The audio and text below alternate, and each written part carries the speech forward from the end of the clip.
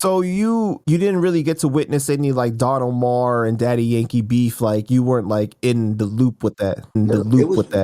I was there when. I was there. Yeah, I was around the area when they did a big show, and that was supposed to be the end of the beef. Daddy Yankee on one side, battling each other in the show. That's what they did. I didn't know they went back into beef. That's crazy. They did a big show in Puerto Rico, I think, where they had Madison Square Garden. I don't know, but they was in one side. They tried to squash the beef, and they did it. They did the fucking show. Daddy did his show. No beef, no eating. It was fucking professional, and they shook hands. So I don't know. I think this shit is more of a publicity stunt, more. Because Don Omar, because Daddy Yankee retired, right? He's given his life to Christ now. He was gonna put Christ in. They do that. I went to Christ. I said my here for God, but I'm still rapping. Okay, but you know what it is? Because you get judged a lot when you, and then. Oh, it's not just that, but like, come on, he got lots of money though. You got enough money to retire now. You got enough money to retire. He's a real artist. When you're a real artist, you can never stop doing what you're doing. Cop retires, still gonna be an OG nigga after that. He's fucking following fucking shit. He's just a habit. That's why you're good at what you do. So, and that's the fake retirement. You're gonna be in that type of genre. You could do that shit when you're 80. Like he could do what he do till he's 80. Because he's a singer. He knows how. He got his own lane with his own voice. And he's dope. He has songs that are fucking amazing. So I'm sure, he could last some times. And that's how I feel about me too. Bro. I could be 80 and still make you like me. Like the song. Not because I'm trying to be the young nigga. I'm going to bring you to a fucking little wheelchair fucking group home. So you could, get my autograph. Because that's how dope I think I'm going to be. I'm going to say something that's going to really be like, yo, this nigga is fucking special. Not like Joe. Always. Well, Don Omar, he left this like really big comment saying like, thank you for the battles and blah, blah, blah. Like basically like, I think they just get to be bullshitters when they get too big.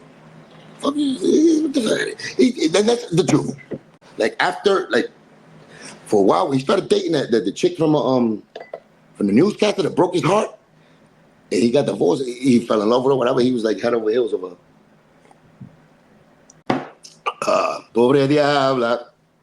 She was, I guess, she turned him out. That nigga was with his head down. After that, I never seen a nigga with the same energy. He got skinny, and I think he was doing things, not even drugs. I'm saying he was trying to impress her to get her back, and doing things like that. And I think that took a toll on his music because he didn't have the last shit I heard from him that was dope was that Zumba shit, the Brazilian. That was the last shit that he did. So you didn't have much of a relationship with Daddy Yankee, like just a respect thing? Yeah, it was the whole 100%. 100%. There was around in the video, and that whole fucking weekend it was me and took me to fucking see the horses. Me, him, and Nicky Jam. That's why I remember that unity they had in love. I went to performing. We went to performing actually in we did the pun after pun pass where Shanti and DMX performed over there. I think it was Roberto Clemente at the stadium. He opened up. You know what I'm saying? Like reggaeton artists started opening. That's why. Right. I knew before that, but I seen the show and Daddy Yankee was there. Killed it. We kicked it there too that whole time. Damn, how come you didn't work together though? You guys should have did a record. He knew what he wanted. He is. I think when you get people like that they know. I'm different. I make fucking pit stops when I got love for somebody because I fucking my fucking asshole like that. You know what I'm saying? So people get a little personal. Like I just tell you about everybody, right? Because I expect shit because I like you, motherfucker. You're supposed to like me. I like that. On some friendship, and I do shit like that. That's who I am. I think he's just, where he was going. He knew that he had to put a smile and be sociable at the time. It was a job for him. He wanted to get the juice we had as Terror Squad and be on some business shit. Like he was his own PR.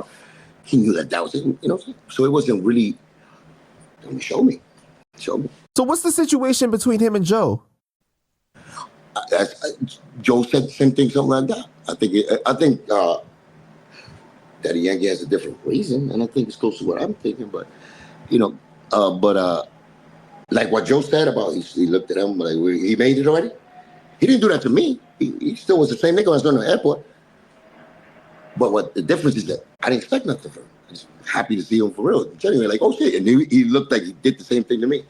Like, oh shit, wow, how you doing? You know what I'm saying? But he never said, yo, like he never thought about, I'm on this level, I know I'm going through this shit, let me bring you up.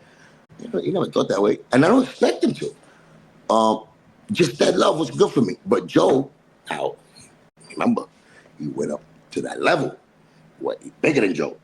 Now Joe sees him. Now Joe wants to treat him like he saw him in a fucking video, like a sunset. That's the problem with Joe. He saw him when he had nothing.